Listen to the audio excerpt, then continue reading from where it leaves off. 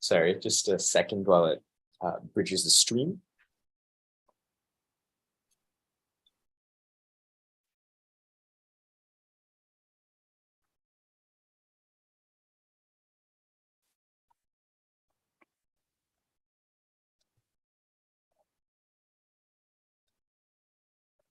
Sorry.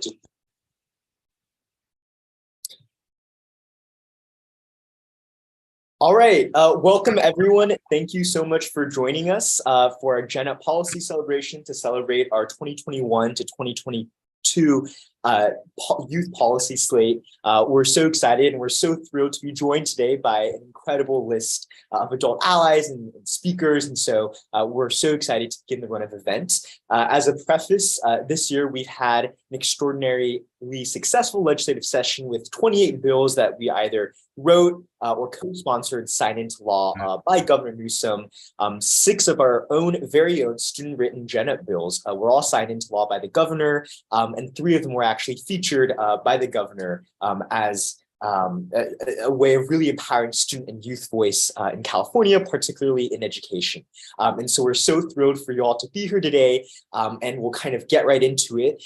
So for our first speaker today, we have none other than the incredible California Secretary of State, Dr. Shirley Weber, who truly needs no introduction and is in a busy time herself right now with organizing the upcoming California midterms. So thank you so much, Dr. Weber, for joining us. And I'm going to pass it over to you now for some remarks. Well, thank you so much, Alvin, and really appreciate all the work that you do and all of the young people, what you do for us in California. It is amazing this last session for you because, in the midst of all the challenges we face, you folks keep on working. You just keep on working, and keep on getting the results. And the fact that you had 28 of your sponsored bills signed into law, that is phenomenal. And there's no legislator that can actually claim that in this session. And so you should be really, you're our role model for what is there. So often we talk about young people, we say, well, you are the future. And I keep telling people, no, you are the now. You are the now that will determine the future. And that's important to understand. And you're an amazing example of that. I want to thank all of you who've helped us, even as Secretary of State, as we have been out there working hard to register individuals to vote, to make sure that our new citizens get registered.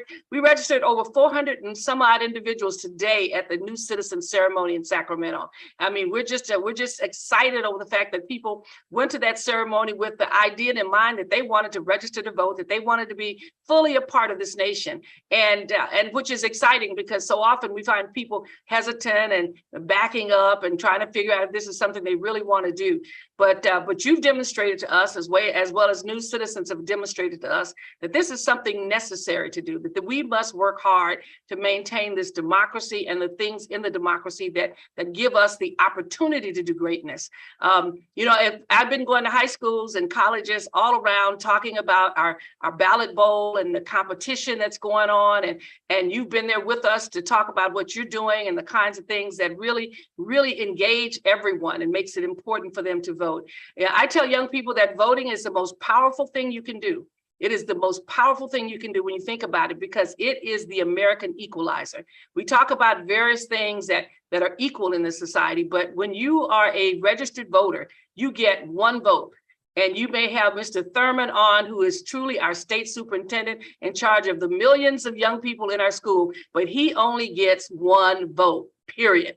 I may be responsible for 27 million Californians and their right to vote, and we register them. But despite that, I get 1 vote. And you're just as powerful as your parents because they only get 1 vote. And so while you may be in a situation where they hold the checkbook and the opportunity and a whole lot of other things, your power lies in your ability to vote and to vote your interests. And you do that each and every day with the legislation that you author for us, your registration of individuals to vote. All of those things are powerful tools that we use in this nation. And they are right now under attack. And I hope you are aware of that you really have something to defend, that this is really your generation to stand up as my parents' generations and others stood up for the right to vote, the right for every citizens to be able to vote and to vote their interests without any interference. That is going to be your challenge. That is going to be your legacy. And I'm so proud of the fact that you have done such an amazing job as as really as helping the legislators, that we know we're in good hands. And so we're trying to multiply you and use you as a role model each and every place.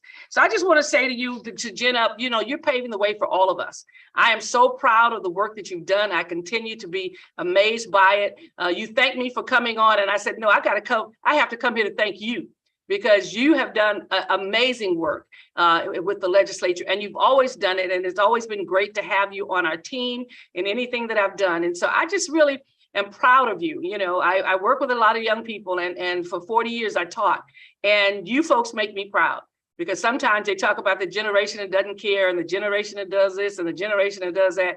You are the generation of engagement. You are GenUp, and you have proved in so many ways that you care, not only just about yourself, but about this nation, and you care about the future, and that you are the present that's going to make a brighter future each and every day. So as your Secretary of State, I want to say there are a few proud moments in this job, and this is one of them. When I can talk to young people and know that they get it, that you understand that this is your responsibility and this is your opportunity to express yourself, and that you are going to be a full citizen, a full American in everything you do. So once again, thank you for having me on. I'm excited about what you've done. Congratulations to the amazing session that you had, which means you're just going to have even a more amazing session the next time. And so as we think about partnerships and legislation, you're definitely at the top of our list of things we want to do. So have a great evening. And it gives me real pleasure to introduce my good friend, our state superintendent, who is responsible for all of the young people in California getting the kind of education that they deserve and that they need. He's got a big job, he's got a difficult task, and yet he's up to it. And I'm just really pleased that he's in that place. He's working with us on issues of civic education, making sure young people get what they need, they understand what it is to be a great American. And so I'm pleased to introduce my friend, my colleague, my brother in the struggle, Tony Thurmond. Thank you, Secretary of State Weber. Dr. Weber, thank you for your incredible leadership. You know, one time, Dr. Weber, I learned from someone who served us many years ago in Congress, Ron Dellums. He would always say to me things like, sometimes all you have to say is you want to align yourself with the remarks of your distinguished colleagues. And I just want to align myself with the remarks that you heard from Secretary of State Weber. And thank you for your leadership on making sure that the right to vote is protected, the folks who've been registered, and that you always lift up civics. Thank you for doing that, because you are right. You know, GenUp might as well have the name Step Up, because you all have just been stepping up. And when people try to say that young people don't care or disengage, clearly those folks are not paying attention to our young folks and to GenUp. Thank you, Dr. Weber. Always great to work with you. Thank you, Jenna. I mean, what more can we say? 30 bills passed, drop. That's a drop the mic kind of moment. You all really are showing the way that great things happen when we follow young people and listen to the voices of young people. I want to thank GenUp too, just for all the work that you did to help us get the ethnic studies graduation requirement passed in the state of California. We need it now more than ever, at a time when people are telling us that we can't talk about race or the impacts of racism. We need that more than ever. Dr. Weber was working closely with us, you know, as someone who's taught various aspects of ethnic studies for more than 40 years. Dr. Weber led some webinars to help us get the model ethnic studies curriculum draft together so that we can really lead. And unfortunately, we're seeing now more than ever more acts of hate affecting more communities. And we have to come together as a multiracial coalition of leaders from all sectors of our state. We've got to work together. And GenUp, Team GenUp, you're really leading the way. And so we're proud of you. Congratulations on the work on those 30 bills. Thank you for working with us on the ethnic studies. Some of you worked with us even before, you know, going back to when I was in the legislature, and we, you know, had a bill that we put forward that would make it a requirement for every school board at every district to have a student voting member. I'm very proud of that work. And for those of you who worked on that and who've been advancing that, thank you. It's been quite a time for our students. And as you know, we're still leading ways to help our students. Some of you work with us to expand the community schools model. for wraparound supports for California students. We now have $4 billion being allocated to support those kinds of wraparound supports. Last year, we secured resources to help us recruit 10,000 counselors for those who want to work in our schools to support the social emotional needs of our students. And I always tell everybody, no matter where you are, if you ever need to talk to somebody, you can call or text 988 day or night. It's a 24/7 confidential number where you can talk to a counselor. It doesn't matter. Call or text 988. We want to take care of the emotional needs of our students. And so we've been busy doing that. We also had some good wins with that funding to help us recruit 10,000 counselors. We also secured funding to help us have reading coaches and specialists, $250 million. Everyone's talking about how difficult it's been for students during the pandemic. We believe our students can overcome those barriers. And the way they'll do that is with great programs like ensuring our students learn how to read. So thank you for supporting those great programs. If I could, I would just shout out a couple of the bills on your 30 bill list. AB 2806, a bill that would by Assemblymember Rubio that would ban expulsions in preschool. We've been talking about this for a long time. Let's educate, not incarcerate our kids. When you expel young children, you're putting them on a path to end up in a criminal justice system. We want to educate and not incarcerate our kids. Was proud to sponsor that bill alongside of you all, as well as AB 2598 by the other Dr. Weber, Dr. Akila Weber, to focus on restorative practice and restorative justice in our schools. And I would just shout out another bill we didn't sponsor, but we love it because it advances civics, SB 595 by Senator Leyva, that you can take a day off to engage in civic involvement. You should be able to take a day off to vote. You should be able to take a day off to be engaged in your community. Civics supports learning, and it also supports just folks who are engaged in our community and giving back to our communities to help all those who are in need. So that's a big win that you got all these bills signed. We're so proud of you. Some of you worked alongside of the new first ever statewide youth advisory council that we've established at the Department of Education, so that young voices are advising me, and I want them to advise the Secretary of State and the governor and the legislature on all things related to young people. And so the Youth Advisory Council got underway in the last year, has held a number of statewide conversations during Black History Month and how we support LGBTQ plus students. And in part of those conversations, it led me to create this work group on creating safe bathroom spaces for transgender students, because I never want to hear again that our students don't use the bathroom all day because they feel unsafe. We got some work to do, but you all are really showing us the way. You're leading the way. Thank you, GENup, for stepping up, for being such great leaders. And it's an honor to be an ally and to partner with you. Looking forward to what you do next. You're creating a lot of expectation when you get 30 bills signed, but it's not about the number. It's about the fact that you're involved and you're making a huge difference for the state of California. I hope you feel good about that. And if there's ever anything that we can do to support you in your work or individually, we hope to call on the state superintendent. So thanks and bye for now, and look forward to the work we'll do together in the next legislative cycle.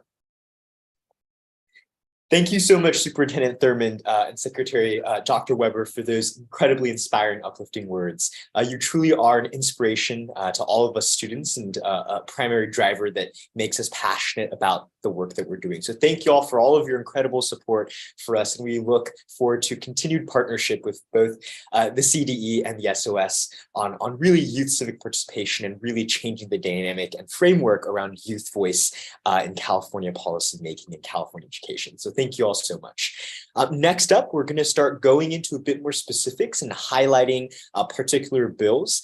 So I'm going to first begin by passing it off to Kim, who is our GENup Collegiate Executive Director. So Kim, go ahead and take it away. Thank you for that, Alvin. Thank you, Evan, for coming here today. And we are going to go into a mental health collegiate portion of today.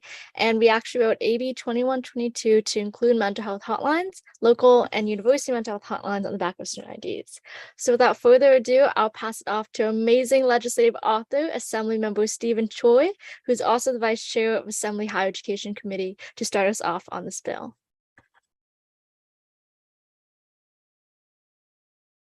Hello, Kimberly, and all the members of the GENup. Nice to participate your Zoom conference as the author of AB 2122. I'm so happy that the governor has signed after it has passed for both legislators, legislative bodies, Assembly and the Senate. And in essence, some people may not know the content of that. That is a very simple concept that is because of rising concerns on the campus, even high school and even middle school, elementary level, not to speak of college levels, because of the particularly last 2 or 3 years with the COVID. My bill is to mandate the student IDs on the Cal State University system, and then also recommend highly UC systems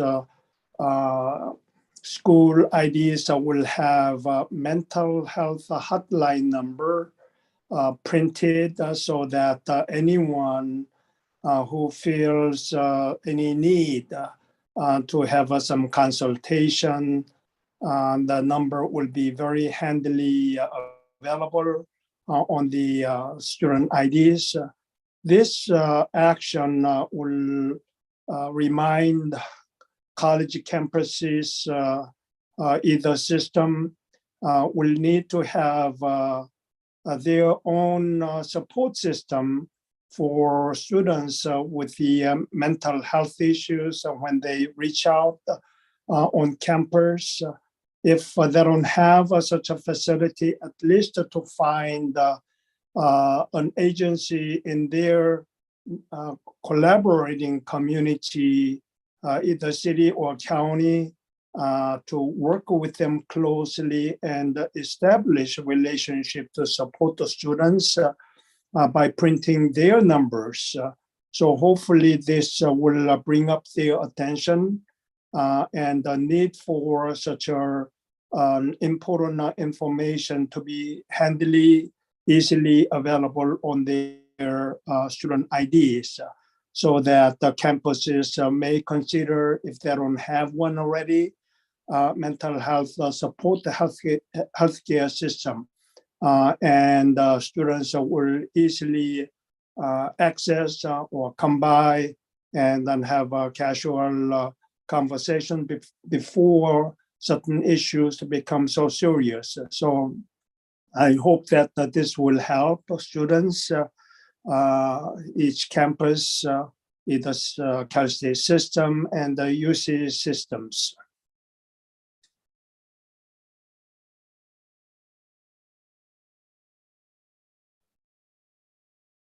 Thank you for that, Assemblymember Stephen Choi. We greatly appreciate all your leadership within this bill and for all your support throughout this process. Now I'm going to pass it off. Oh, hello? Yeah. Oh, I just wanted to say thank you, yes. Now I'm going to pass it off to Vice President of Legislative Affairs for the Student Senate of California Community Colleges, Zach Wooden. Thank you so much. And I'm glad to be here. And I just wanted to say that with regards to AB 2122, the SSCCC was a co-sponsor, and we're glad to have supported this bill into law. And as was mentioned earlier, it's critical to mental health, especially with the mental health in the California community college system being such a critical issue. But it is one of many things that we're looking forward to working further on, hopefully in the future, between the SSCCC and GENup. But that's all I wanted to say. Thank you so much for having me here. Okay, thank you.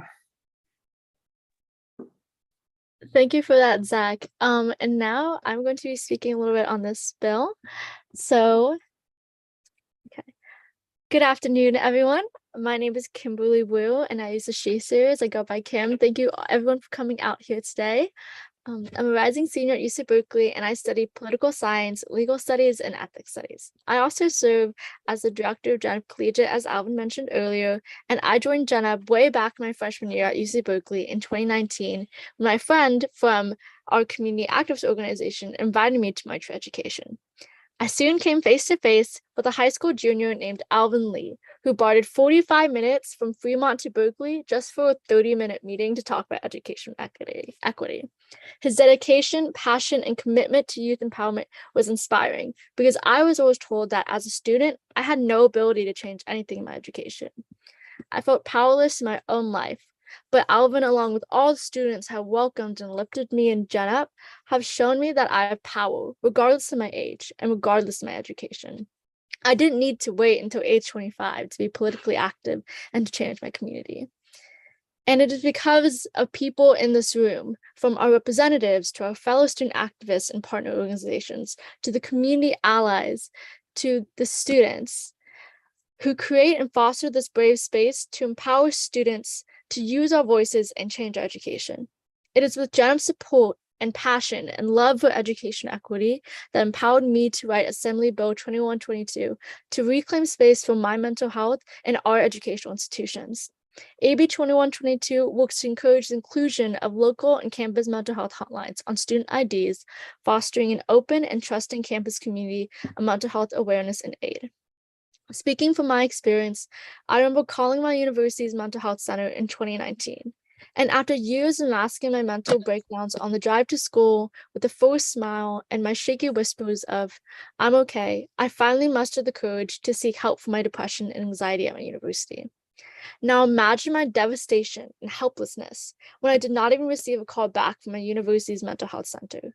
All those fears of worrying if I could ever receive help became too real that I felt too scared to access mental health resources. And my story is not unique. Unfortunately, up to 75% of struggling students are reluctant to seek help. 80% of college students in 2020 thought that their mental health was negatively impacted by COVID, and 55% of students do not know where to go for help for their mental health. AB 2122 is crucial to resolving the glaring disparities to college mental health services by improving access to such resources. By securing students access to university mental health resources and offering accessible hotlines right at our fingertips, AB 2122 will ensure that students grow in a community that will give us our most basic needs, from food to our overall well-being, so that we can support our academic and development, and most importantly, personal happiness. It is with tremendous thanks to people like you, people who truly show up for and empower students like me, who make this work possible, who have the optimism and trust in students to make our tomorrows and our todays a better place. But most of all, I'm eternally grateful to the students and to GENup for a loving community of youth empowerment and advocacy. And with that, I'm honored to introduce our next speaker, or our next introduction into another issue that we worked on for housing rights. And I'll pass it off to Matt, who's the GENup Collegiate Director of Policy and also GENup Collegiate Director of Tech, to introduce our next bill. Thank you. All right, well, thank you so much for the introduction, Kim. And thank you to everyone that has already spoken as well. Really big shoes to fill. So to start off, hello, my name is Matt Einey, and I currently serve on the executive technology and policy teams at GenUp. I'm a current sophomore at UC Berkeley, intending to double major in political science and business administration. Having been with GenUp for just a year and some change at this point, I could have never predicted that I'd be speaking before such an incredible group of students and political leaders, let alone right now. When prior to joining GenUp, I held a rather general interest in the concept of working with policy and advocacy, and little did I realize then how my policy interests were set to evolve rather quickly. The reason being, as some here on the banquet may know, is that my being a commuter student right now has created a special relationship with housing and transportation that differed from most of my classmates. While I found myself with the ability to choose to commute, I undoubtedly made the decision to do so with the consideration of cost saving. And this pressure, alternatively for other students, depending on the severity, can mean the difference between commuting, skipping meals, working multiple jobs, or even sleeping in a car. And ultimately, that reality is what has driven me particularly towards policies that address basic needs, especially in the realm of housing and transportation. Moreover, this is a big reason why I'm so excited about and am so proud to have supported AB 1602, now signed into law as AB 190. The student housing crisis, like many of the issues in the education space, as we know, are in dire need of more funding, among other policy solutions. And providing funding is a central tenet of what AB 1602 has been about. From making an initial investment of $2 billion and an ongoing commitment to funding student housing construction at the state level through a revolving loan fund, we're actually making sure that with the acceleration of this problem, that we are trying to meet the moment in a way which we've seen with few other issues. And there are many who say that a budget is a sort of value statement. And as such, it is incredibly exciting to see the various ways in which we are speaking as loudly as ever to commit to student well-being. With that, I'm extremely delighted to introduce the author of AB 1602 and 190, Assemblyman Kevin McCarty. Thank you for that kind introduction and for all being here today to talk about higher education and such an important issue, not just for students who are trying to make sure they can afford a chance to go to college, but for our economy. We know that if we want a thriving economy in California, we need more people with college degrees and certificates to fill the jobs of today and tomorrow. And we also know we have this big debate going on in Congress right now about deferring student loans and getting rid of some of the debt students have.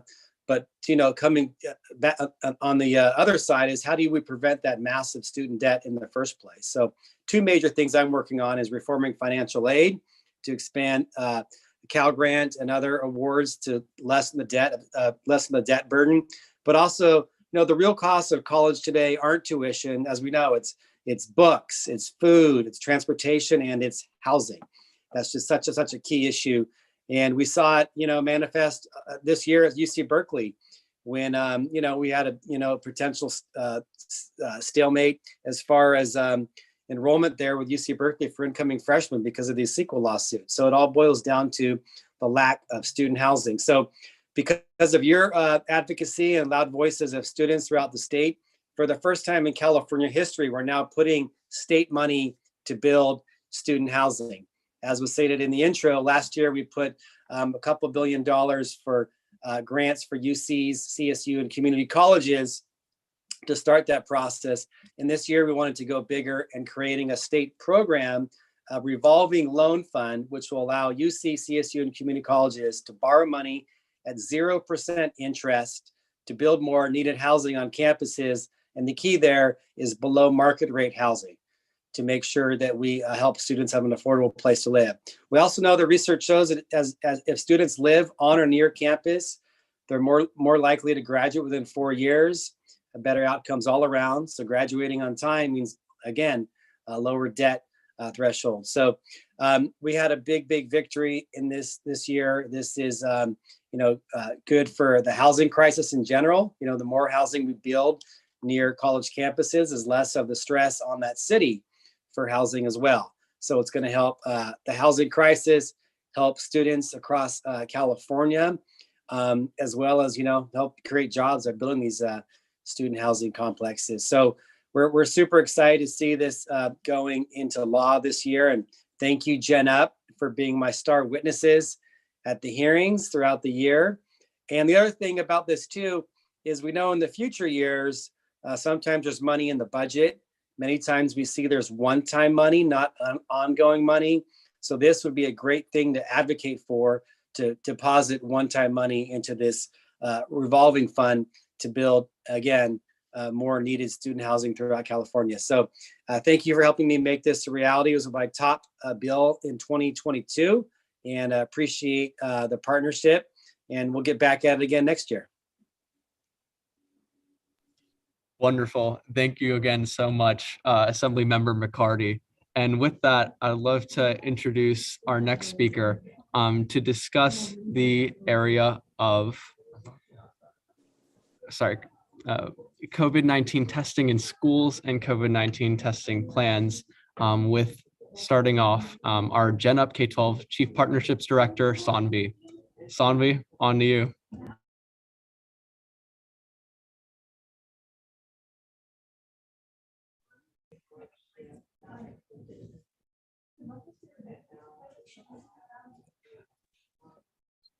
Hey all, so sorry. I think Sanvi is experiencing some Wi-Fi difficulties right now.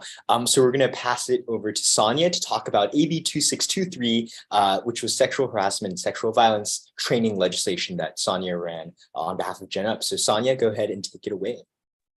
Great. Thank you, Alvin and Matt. Hello, everyone. Thank you so much for joining us today to celebrate all of our achievements and all the impact that is yet to come. My name is Sonia Doma. I use the she series pronouns. I'm a junior at Pitzer College studying human biology and data science, and I proudly serve as the director of organizing for the GENup collegiate team and a co-founder at GENup at the Claremont Colleges. My journey with GENup spurred from a feeling of loss as I transitioned from high school to college and left organizations, like the one I met Alvin through, that brought me an irreplaceable sense of community amongst passionate youth. Well, I guess it was not that irreplaceable, as in the end, all it took was a very eager Alvin Lee and a 30-second elevator pitch for me to take my next steps and apply for GENup Collegiate. The transition between high school and college is where the idea behind AB 2683 sprung. Before college, a colleague of my dad's gave me a book about rape and the justice system in colleges. My parents pushed me to read it, worried to send their daughter away from home. This was the first time I had understood SVSH in a context outside of prevention. These were stories of women and men who had gone through unjust systems, their raw emotions of confusion, of trauma, and of helplessness being transmitted to me through the pages. With 26% of females and 6% of males experience rape or sexual assault in their undergraduate years, these stories do not stand alone. I cannot waive these sentiments as I click through the outdated, uninclusive online first-year orientations regarding Title IX. The gaps in current systems revolving around Title IX are obvious, leading to disruption that affects the health and well-being of us all. It is the role of higher education institutions to advocate for students, allowing us to grow, learn, and interact in an environment where we feel safe and supported. And it is our role to keep our systems accountable, to account for us and our peers. Advocacy to me is a means of empowerment. As a future physician, this takes the form of advocating for each person in the community by empowering them to take autonomy for their health and guiding them. Similarly, as a member of GENup, this takes the form of advocating for each student by proposing legislation to deliver resources and guidance at institutional levels, giving students autonomy over their education and thus their future. Through greater access to localized resources, reporting options, and support services when undergoing traumatic SVSH incidences, AB 2683 serves as this means of empowerment. Before my journey with GENup, I had no idea what was to come. I naively thought I knew it all. Just draft up a proposal, starting with a summary, background, problem, solution, precedent, maybe throwing in some fiscal analysis in there, and you know the rest. Present it and move on. I did not anticipate the many, many redrafts and the rewrites. I did not anticipate the retaliation and the redirections. I did not anticipate the giving a phone call testimony from a train in Italy. I did not anticipate that a book I was forced to read could turn into an unwavering passion that ended in a signed piece of legislation.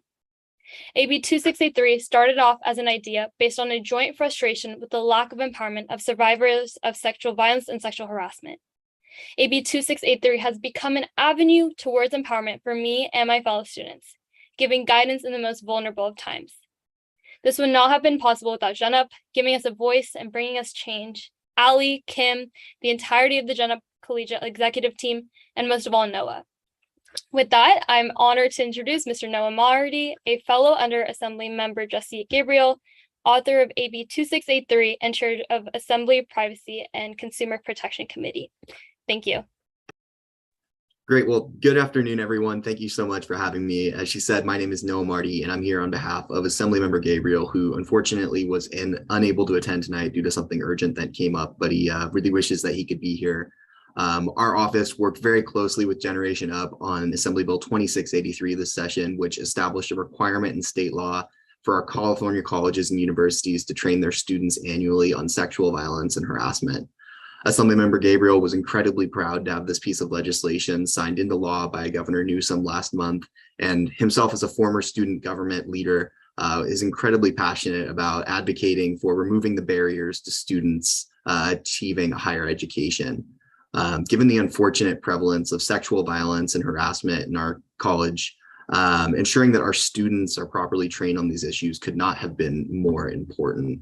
Specifically, AB 2683 ensures that information on what options and resources are available to survivors are covered in these annual trainings, as we recognize that many survivors felt lost and shared with us that they didn't know where to go or what to do, unfortunately, after an incident of sexual violence had occurred. It's our hope that this legislation better protects our students here in California and better ensures that they are able to achieve a higher education by removing these barriers. I'll keep my remarks brief, as I know we have a lot of other great speakers here, but I'd be remiss if I didn't acknowledge the incredible work that GENup, specifically the students that we worked with on this bill, but just in general, this amazing work that your organization has done this legislative session. We recognize that all of you are still attending classes and working jobs while at the same time advocating at the California State Legislature. So you've really gone above and beyond what is expected of you to try to advocate for building a better higher education system for your fellow classmates. I was a student government leader myself, and so I can say I know how much work goes into this and how draining it can be and the challenges that come with putting work and effort into this. And so we're incredibly thankful to you for doing that and really trying to build a better future for California. Specifically, I'd like to thank Allison, Sonia, George, and Kate, who we worked very closely with on this piece of legislation. And eventually we're able to get this bill passed. This type of leadership is exactly what the state of California needs. And we very much hope to see you working in the state legislature sometime here in the near future. So Assemblymember Gabriel thanks all of you for your incredible work on this legislation and this incredible package of legislation that your organization has worked on. And please have a great rest of your evening. Awesome. Thank you so much, Noah. And next we'll be passing off to George to discuss placement tests. Awesome. Thank you so much, Sonia, Noah, and everyone else who has shown their support today and talked about all the incredible work that's been done in the legislature this year and for all your help making that happen. So I will go ahead and introduce our next speaker, Vincent Rasso, with the Campaign for College Opportunity, to dig in a little more on AB 1705 and placement test reform to increase transfer accessibility in California community colleges. Yeah, hi everyone. Thank you, George, for the introduction, and thank you, GENup, for having me here today. My name is Vincent Rasso, and I'm the Student Affairs Manager at the Campaign for College Opportunity. We're a nonprofit advocacy organization oriented around higher education with one core mission of expanding college access, affordability, and success for all Californians. And over the last year, we had the pleasure of working alongside student leaders to pass equitable placement and completion policy through AB 1705, authored by Assemblymember Jackie Irwin. As co-sponsors on this important piece of legislation, we are so proud to have worked closely with GENup this year, and I want to particularly shout out the incredible work of both George Ashford and Casey Chang for their contributions to our student coalition. And I did also notice SSCCC's Vice President of Legislative Affairs on the call, so Zach Wood, and thank you as well. You were all really instrumental in pulling our student coalition together, and we are just very appreciative of you all.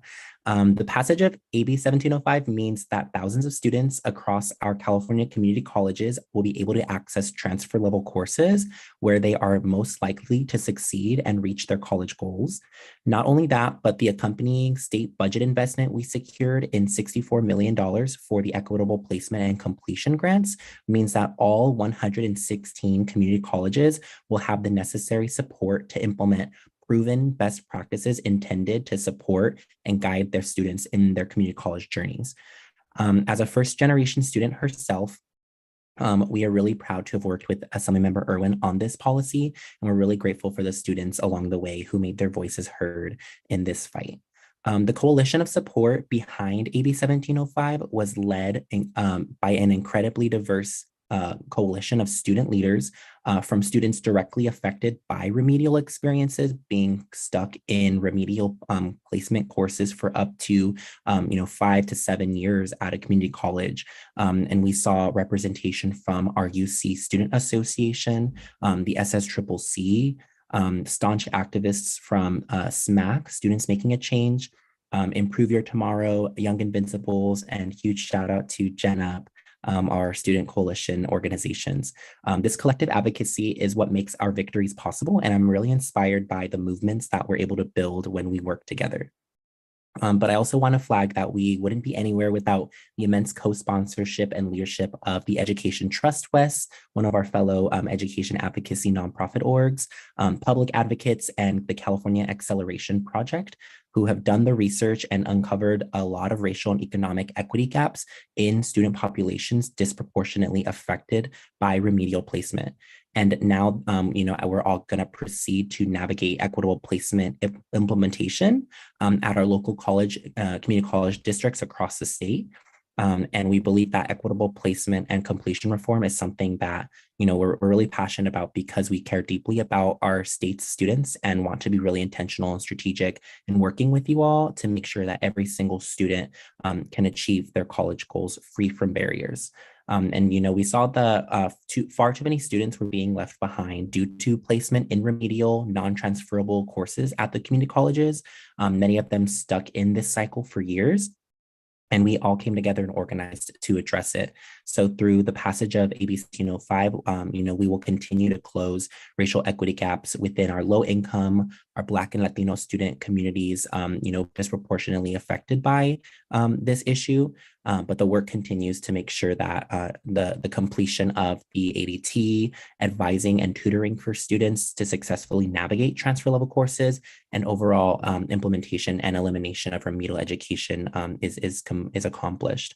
But really, to those at the forefront of this coalition, especially to those from GENup and anyone who had a stake in it, and all of your incredible student leaders advancing this incredible slate of your policy agenda, I just want to say thank you. What a remarkable year of victories in state and local policy you've all been able to secure, especially in your bill and budget agenda statewide by a student-driven organization. It's just really, really incredible and so impressive. So keep up the amazing work.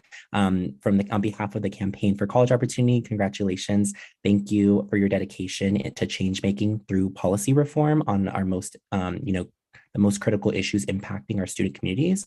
And I really look forward to continuing to share our advocacy efforts with you all.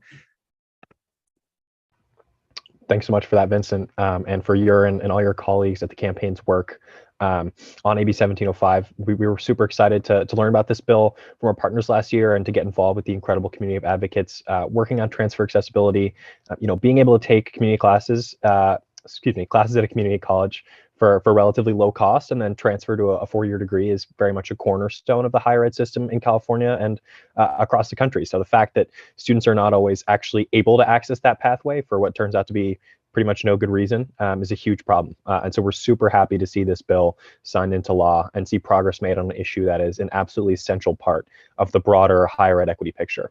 And yeah, Vincent talked about this, and I really want to highlight this element of AB 1705 is the role of the student coalition that folks with the campaign, with Ed Trust West, public advocates, and other supporting orgs helped put together.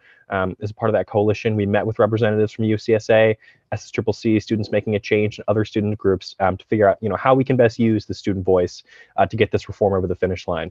Whether that was how to counter some of the inaccurate narratives that were popping up on social media, how to make sure CCC students were aware of this bill and the issues surrounding it, and all the other pieces that helped make AB 1705 a success this year.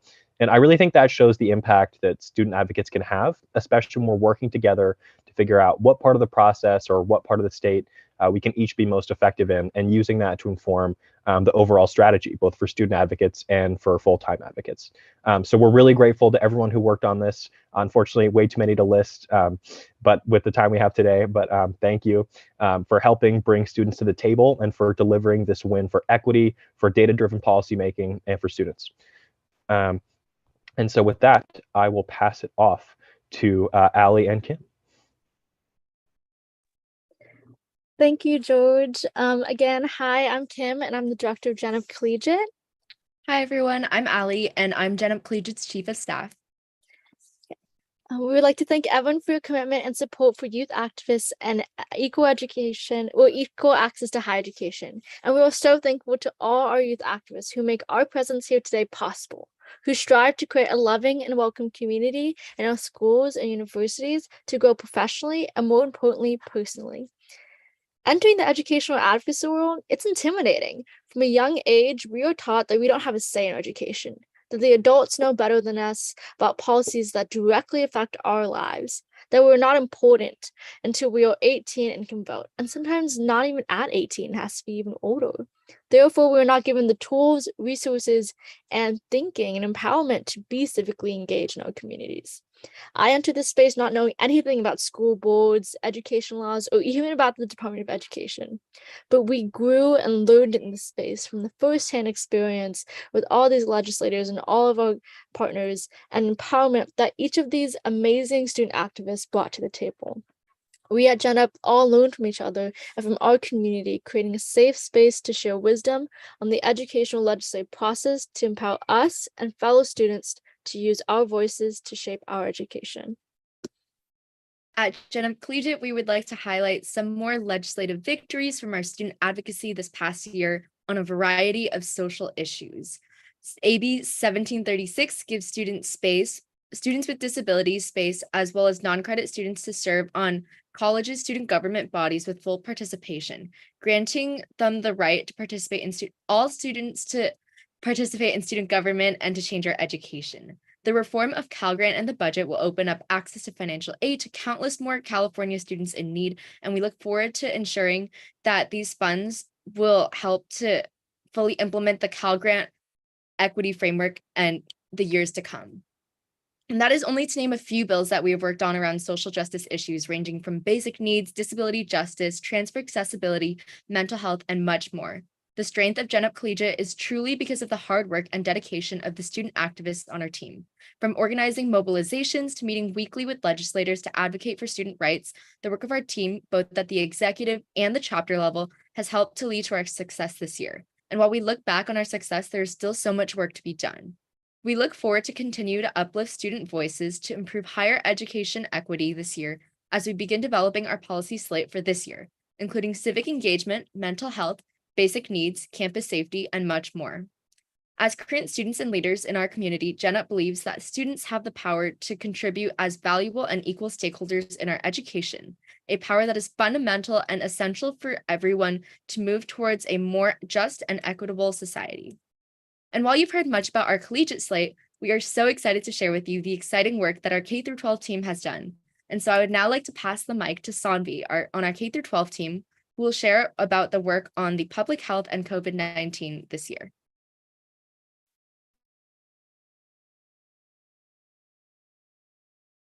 Hi, everyone. Thank you so much, Ali, for the introduction. Hi, everyone. My name is Sanvi. I'm a freshman at UC Berkeley, and I serve as the Chief Partnerships Officer for GENup K-12.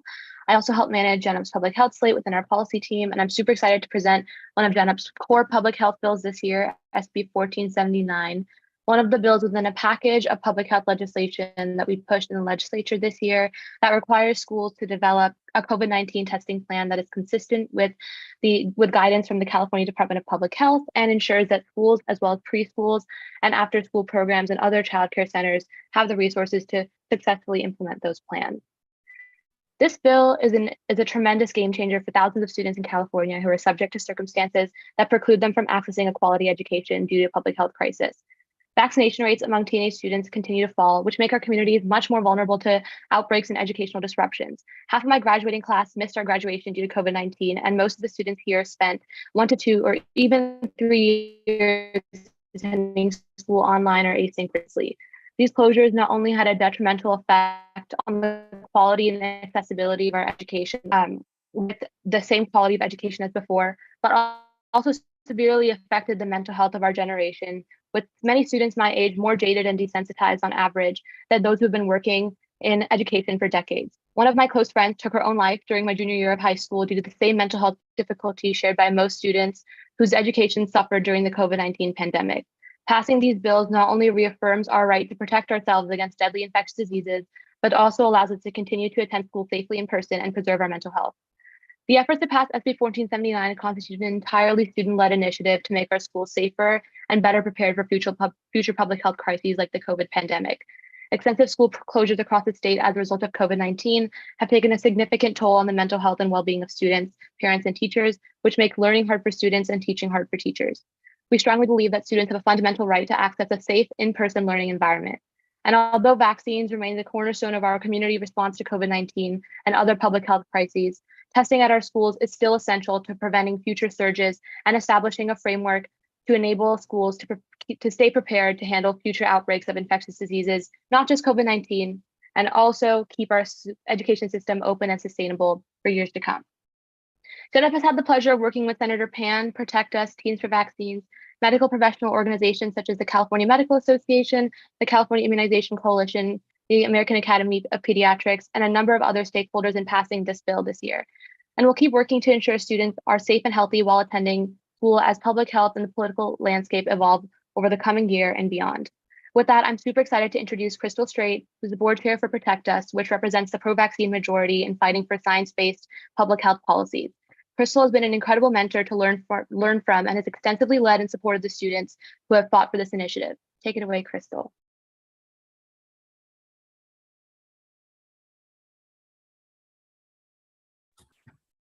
You think I would learn? I've learned how to do that already. Thank you so much, Sanvi. And there's so many thank yous that we need to give. And I think you've heard this from all of the policy folks that you've worked with. Truly, there's so much work and policy work that young people need. And yet, candidly, until GENup, I have not really been seeing young people kind of take the reins and try to drive the policy themselves. I spent years working in youth organizing, more on the political side, and thought that my space as a young person was just to get people elected so that adults can make decisions. And all of you truly have, taken everything that when I was young, I worked on in terms of empowerment and just taken it to a level that I never thought possible. So for that, I just really want to thank you for what you've done for all of communities, regardless of age. I also really want to just thank you for emphasizing public health, because I think a lot of times in looking at your other policies, it makes sense. And that most of you are very interested in specifically in education policy. And because you are experiencing education, you have, I think, a lot of insight in terms of how to reform or better the systems that you're in. But I think for me, watching you all really rally around public health was such a good reminder and example to adults that all of these policies really affect you as well. They affect whether or not, as Sanvi pointed out, your right to education is being upheld. I have for years been in fights, whether it's around abortion, LGBT issues, vaccines, and it's often what I would say parents versus parents, adults versus adults. And we haven't had a lot of success, I think, breaking through. And I can't tell you enough that GENup specifically, we have a lot of great student organizations, but GENup specifically deserves the credit for breaking through that noise, for making people stop, and people as in legislators and policymakers really stop to appreciate and think about the student perspective. I've been really fortunate working with Dr. Pan for years. He's a pediatrician by training. And he would always, when we first started working together, he would talk about, well, you have to listen to your patient. And I used to think, what are you talking about? Your patients are kids. How do you listen to your patient? And he really pushed that, I think, on all of his staff and all of his team, that truly the patients, youth actually know what they want. They have great solutions, and they have the power, if we just step out of the way, to make such big differences and strides. And I think you've done that time and time again. I'm going to say what every other person says. I can't wait to work with you again. I'm actually kind of sad there's so many other legislators and offices and entities on here, because I think of you as like our secret weapon that sometimes I feel like I only know about. And so I just hope you get like what an impact you not can have, but you already are having in policy. And I'm just in awe of what you have been able to do. So thank you so much. And I know I didn't talk a lot about the bill. What I want to talk about, just to mention, is that all of you worked on a bill that didn't pass this year, and that was SB 866. And while I think you want to celebrate victories, I think that you need to celebrate that as a victory as well. You've really put a marker down. If you look at the rest of the country right now, when we're fighting about abortion after the Dobbs decision, when we're fighting against CRT, when we're fighting for LGBT rights and just youth rights in terms of their own health. Your work on 866 is, I think, really like throwing the gauntlet down to make sure that people understand that youth need to have control and a say in their own health. And so I think that connects to our testing bill as well. But this is all to say, you really are changing the course for not just what happens in California, but around the country. So thank you so much. And I can't wait to keep working with you. Thank you so much, Crystal. Crystal has been an incredible mentor to learn from and has extensively led and supported the students who fought for public health initiatives within GENup and also within the coalition that we shared with Protect Us. So thank you so much, Crystal, for all of your support and for student voice and also for public health and student safety in schools. Next, I'm going to pass it off to Leo, who's a former policy director for GENup K through 12, to talk about SB 997 and student representation. Yeah, thank you so much, Sanvi. Wow, I mean, where to begin? I remember when I was 15 years old or 16 years old, I was a sophomore in high school, and I first got engaged in, education advocacy and this whole sphere, this whole world of mine. When I joined my school district's local control and accountability plan, like parent advisory committee. It was the first time I had ever done anything like that. It was the first time that they had a student on the team, on the committee, and I had no clue what I was doing. And it took me a while to figure out, but it was clear to me from the very first day that my voice made an impact regardless, and having students at the table made an impact. And so years later, when GENup was working, I think 2 years ago, we had our like Monday afternoon Zooms with the California Student Board Members Association. We came up with this idea to have students on every LCAP committee in every school district, and we pitched it as a bill, and it got picked up in an omnibus bill, and we were really excited, and then it got dropped like a week later, and we had no clue why, and we're like, well, that's that. And then next year came around, we're like, you know what, we should bring that up again. I think that's a great idea, and I think we need to be persistent. And that's exactly what we did. And we were super excited and grateful when Senator Dr. Pan picked up our bill. And his office has been absolutely incredible to work with. Dr. Michael Kirst officially signed on to the bill in his capacity as former president of the California State Board of Education. When you'll hear him speak in a moment about the bill. But over time, we have sort of shown that whenever students are at the table, it helps districts. And whenever our students are at the table in the legislative process and any decision-making process, our schools, our society, our country only stands to benefit. And I think that as the adult leaders have seen, who have given us the opportunity, us at GENup and students across this nation have really not taken it for granted. And so I'm eternally grateful to all the student organizers here who fought for these opportunities, who took our setbacks and losses in stride and said, no, we're going to be persistent and we're not going to give up until every student has a seat at the table. And now with the passage of SB 997, every student in the LCAP process will have a student at the table. So thank you, everybody. Go us.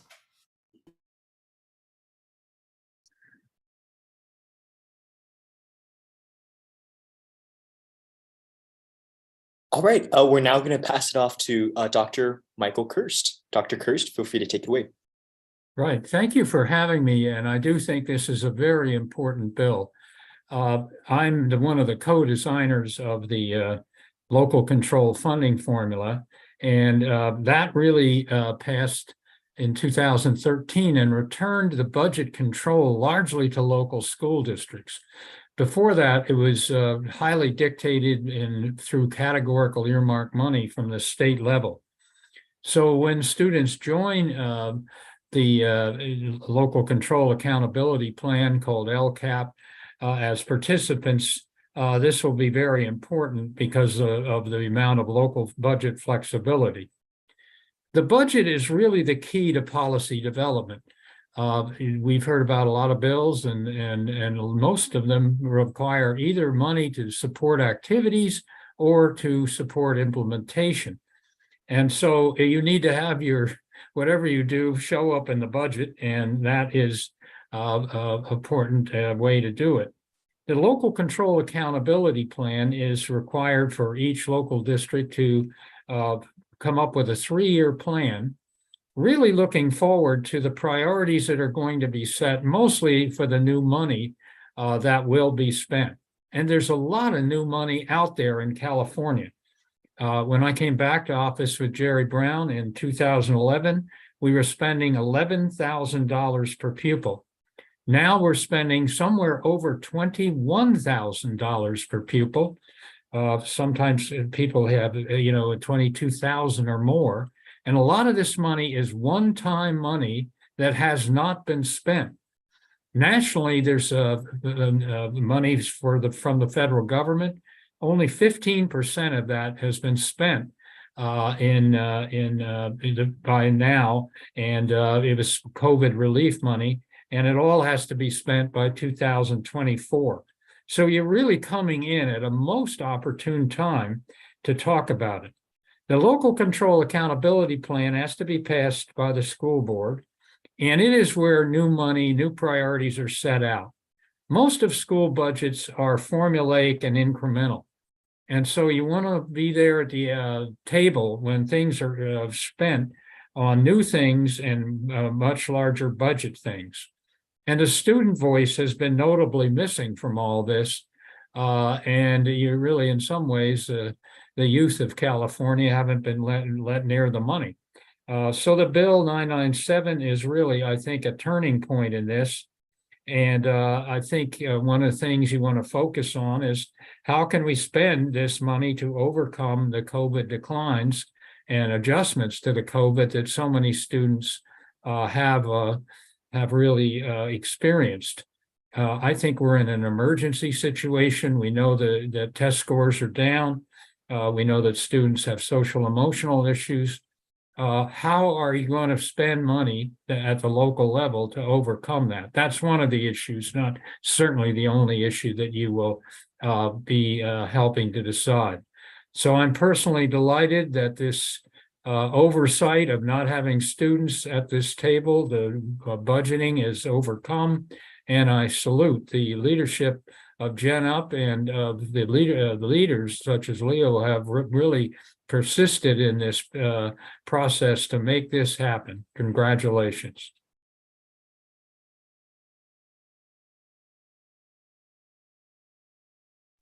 Alrighty, next up, we're going to pass it off to Senator Richard Pan.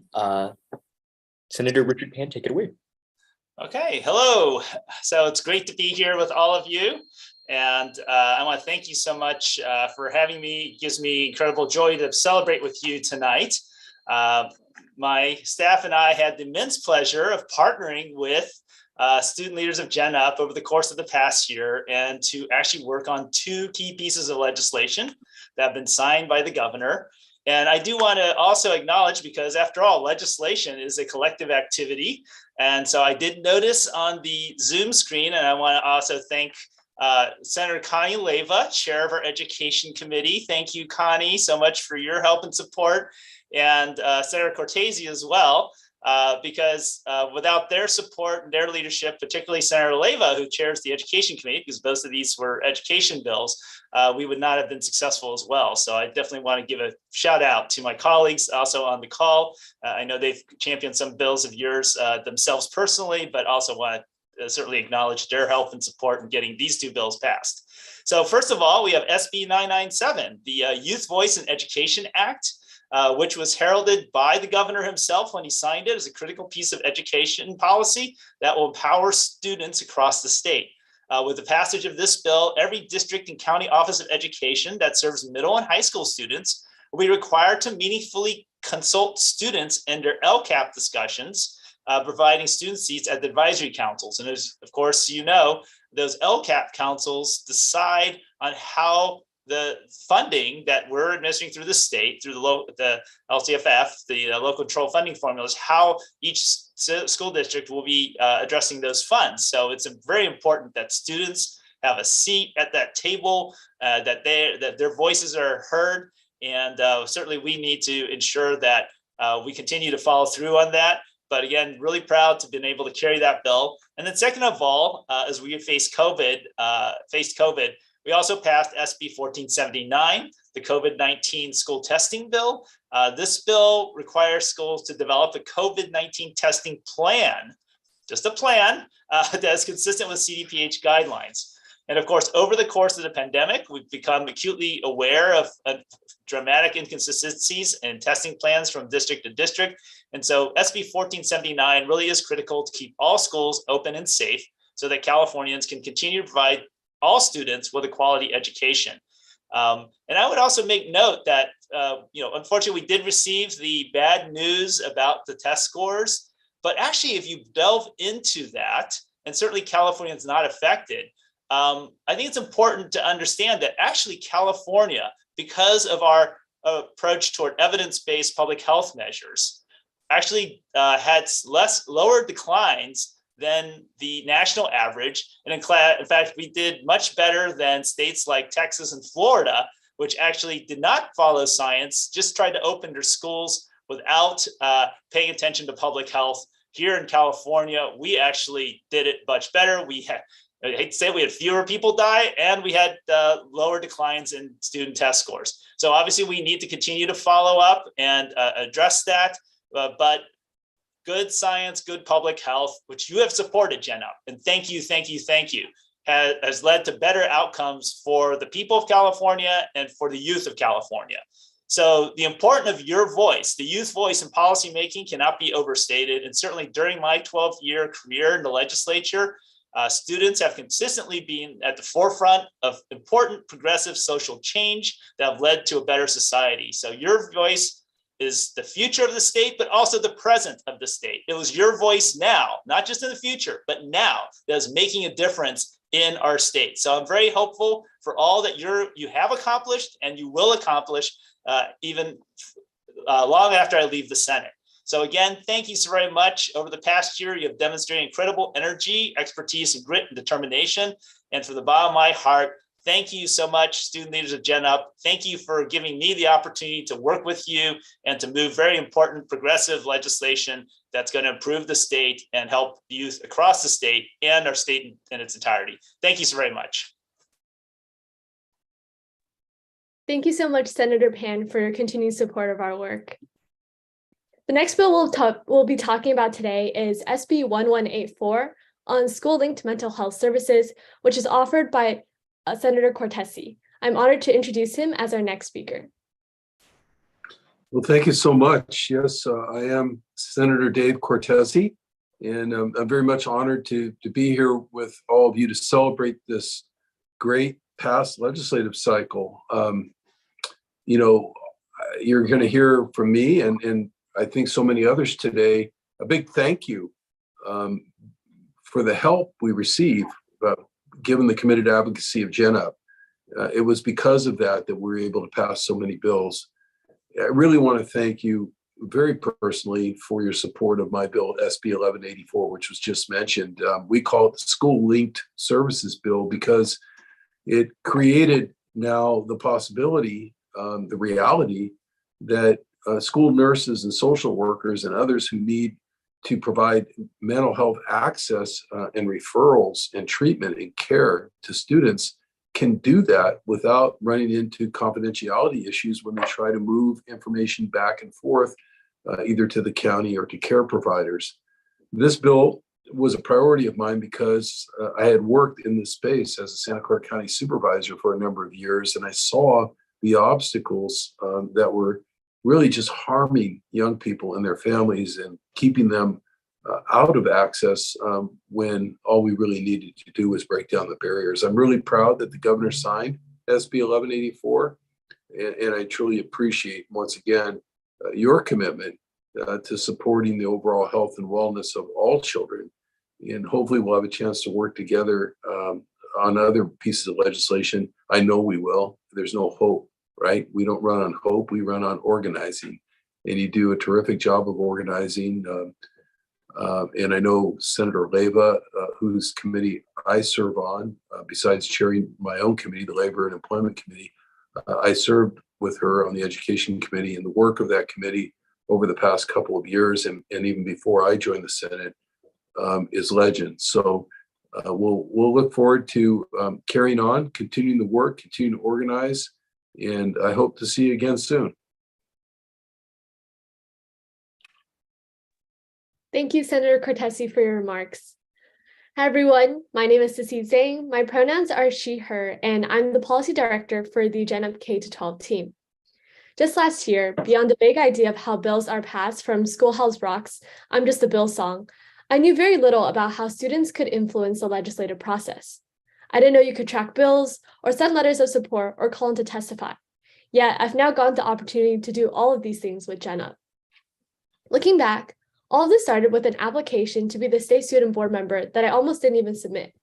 Unexpectedly, I ended up getting to the final stage of the application process, and a whirlwind of speeches and interviews later, I've gone to connect with incredible students and organizations.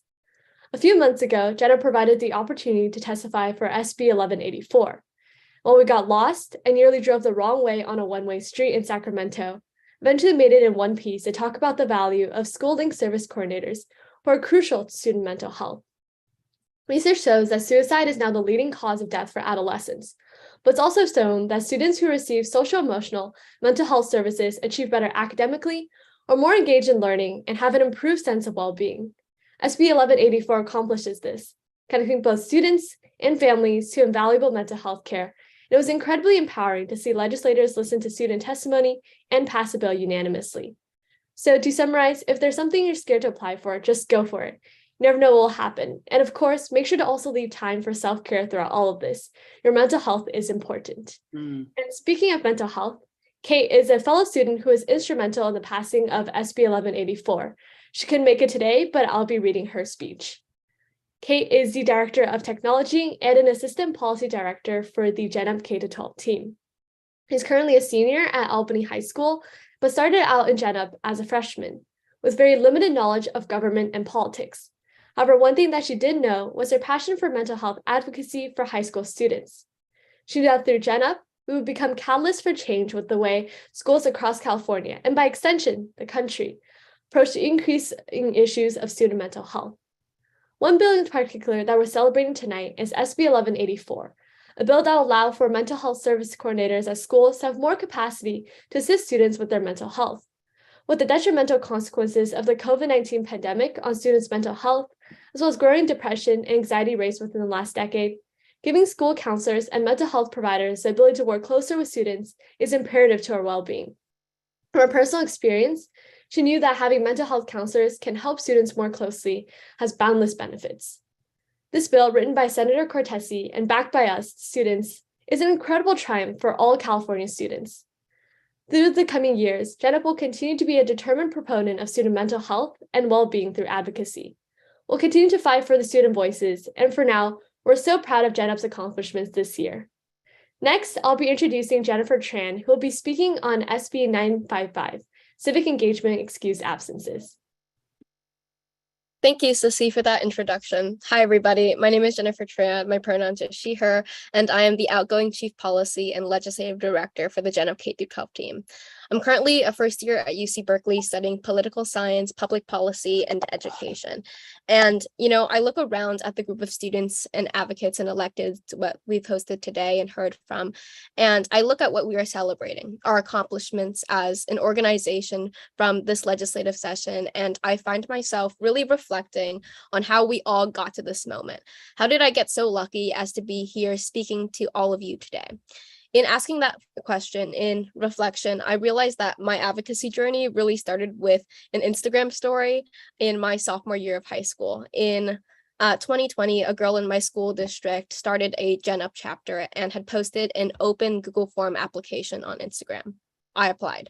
Fast forward 3 years, and I'm here today sitting in front of all of you, a member of the GENup National Executive Team, a former student board member, an education policy absolute geek, and the student author of a signed bill by the governor last month, SB 955.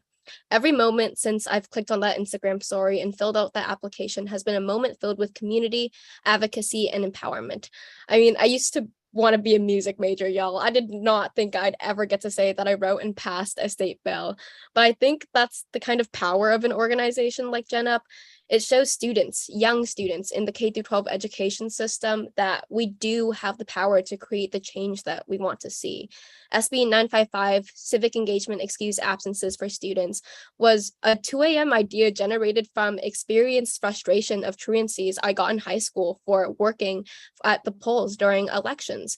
And although there is no one I can call to get an excuse from the lack of sleep I got writing that bill, I believe there's true value in participation of civics to the extent and in the manner that GENup fosters. To be civically engaged, to advocate for issues that directly affect you, to change and put forth legislation written for students by students is so powerful.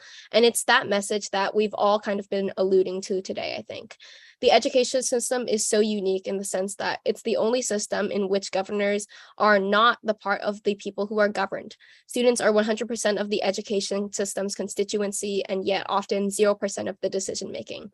To have students to be civically engaged, to not only allow, but to encourage their participation in a higher level of civics outside of present high school curriculums, is to foster an education system that is more equitable and that will continue to find its own flaws and fix them.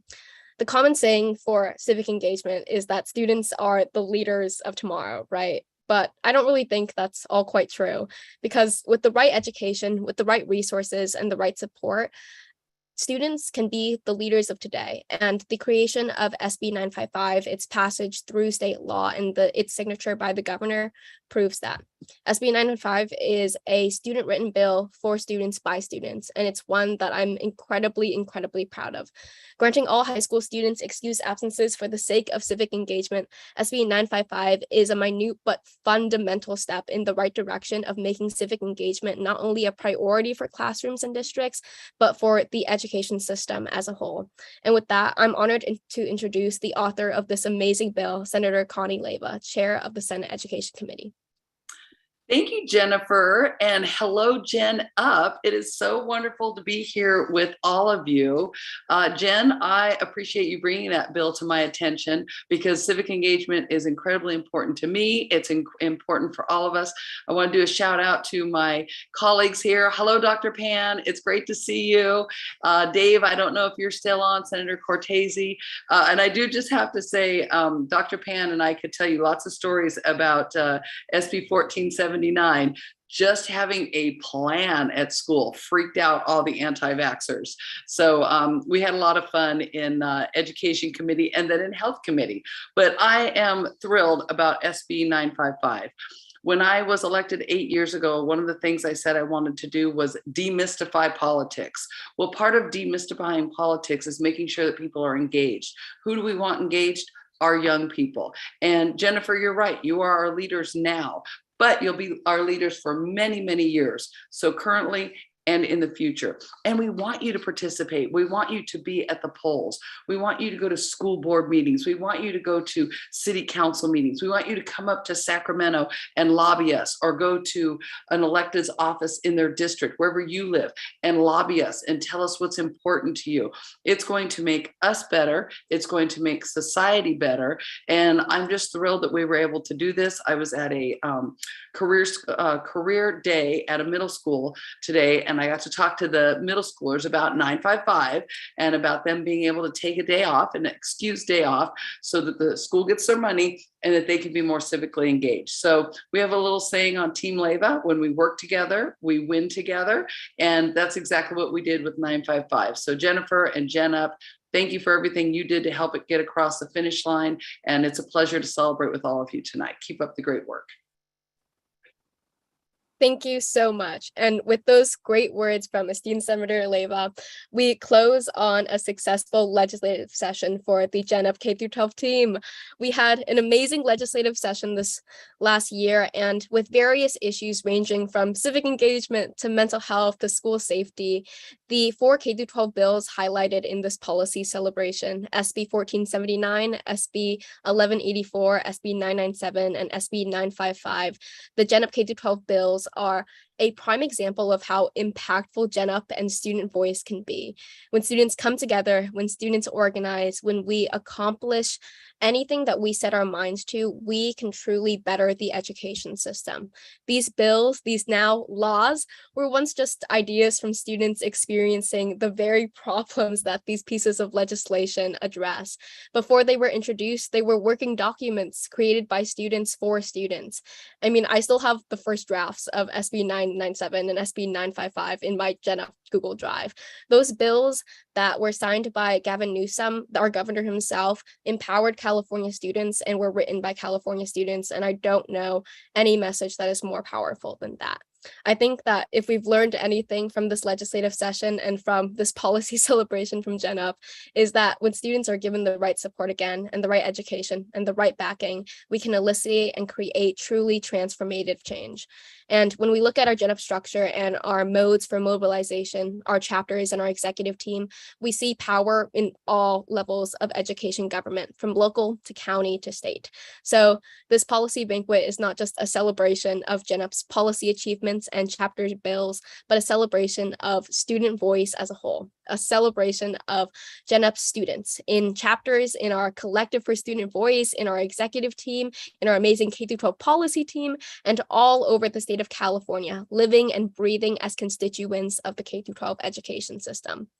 GENup's victories in the state legislature on public health, mental health, civic engagement, school safety, environmentalism, and much, much more represent a greater victory in the state's recognition of importance of student voice in the state legislature and in the education system as a whole. And with that, I'll pass it off to Sanvi to close. Hi, everyone. Thank you so much, Jenny, for your amazing speech. Thank you so much for everyone for coming today. I started working with GENup during my sophomore year of high school when I honestly had no idea what a bill even was. I was probably one of the most politically apathetic people you'd probably have ever met at that point in time. So it's really crazy to be here talking to all of you after such an amazing cycle, concluding in so many amazing bills being signed into law, many of which were written by students such as myself. I'm just so inspired by the people who have come here today, who have spent the last 3 years admiring and learning from Jenny, Alvin, Kim, Leo, George, and all the other young leaders from GENup. So congratulations to all of you for your leadership and success in this space and working so hard in getting these bills where they are right now. I just wanted to conclude by saying that our age doesn't determine whether or not we're affected by public policy. Just because most high school students can't vote does not mean that they're not a valid constituency. GENup is committed to creating the representation that high schoolers are currently lacking, whether that be through writing our own legislation to create spaces for students to become a part of decision-making processes, or working with stakeholders to incorporate student voice into existing policies. All of these bills represent the essence of what GENup is all about: incremental yet substantial changes that amplify young people in local, state, and federal civic dialogue. We would like to appreciate the leaders here for recognizing and working with us to ensure that our interests are rightfully represented in law. GENup is unique in that we complement our advocacy with direct changes to the law, and that we aren't defined by one single issue area, but by the concept of student welfare as a whole. This makes our policy slate very versatile and dynamic, allowing us to not only address civic engagement, but also student health, identity, equity, school safety, policing, and a lot more. I know that a lot of students who are looking to get involved in public policy often think of lawmaking and bill writing as inaccessible for young people. And honestly, before I joined GENup, so did I. So in addition to celebrating our legislative successes, I'd also like to celebrate the qualities and the skills that many of us have learned throughout this process and the precedent that we're setting for future high schoolers looking to get involved in policymaking. I want to shout out Jenny for being one of the most impressive, amazing, and funniest people I've ever worked with. I literally love going to school with Jenny, so this is so good. I want to also shout out Alvin for making this platform for students even possible in the first place. The entire K-12 team for dedicating their time to this cause while being full-time students. Kim, Ali, and our team at GENup Collegiate for being such amazing allies for our K-12 slate. And finally, our partners for hearing and seeing us and giving us the tools to fight for our representation beyond just this space. So students are the primary stakeholders of the education system. And so I really believe that with this legislative session and the 28 bills that GENup has just contributed to getting signed and chaptered into law, students too are becoming the primary advocates in the system that we live in. So I just wanted to conclude by saying that. Thank you so much for coming tonight. Yeah, I'll pass it back to Alvin. Hello everyone, my name is Naomi Porter and I'm serving as a student member to the California State Board of Education, and I wanted to say congratulations for successfully passing 28 bills this year. Student voice is so critical during any decision-making process because ultimately decisions in Sacramento and beyond affect students, and so congratulations on a successful year of advocacy, and I cannot wait to see what you continue to accomplish in the following year. And on that note and that special message, we're going to wrap up the policy banquet for today. Once again, special shout out to everyone for making it: Secretary of State Dr. Weber, State Superintendent Tony Thurman, Senator Leyva, Senator Cortese, Senator Pan, all the folks that were gathered here today. We're so thrilled and grateful, and we're so excited to enter this new legislative session with new priorities and a new vision, energized and ready to make a transformative change in California's education system. So thank you all for being here. And on that note, have a great rest of your day and happy Wednesday, everyone. Bye.